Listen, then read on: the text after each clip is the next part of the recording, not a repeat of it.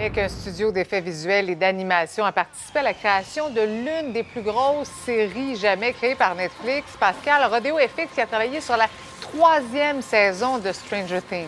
Oui, Stranger Things qui a d'ailleurs battu des records de code d'écoute. Pour vous donner une idée, en seulement 4 jours après sa sortie, c'est plus de 40 millions de personnes qui avaient regardé en entier la 3e saison de Stranger Things. Et vous l'avez dit, c'est une firme québécoise qui a travaillé sur les effets spéciaux. Il s'agissait de la première collaboration de Rodeo FX avec le géant américain Netflix. C'est quelques 200 personnes qui ont travaillé à la création de ce projet-là, tant à partir des bureaux de Montréal que des bureaux de Québec. Ils ont travaillé à la conception des personnages fantastiques, également des environnements un peu comme le centre commercial qu'on voit à plusieurs reprises dans la série. C'est un lieu principal là, où se déroule cette 3e série de Stranger Things.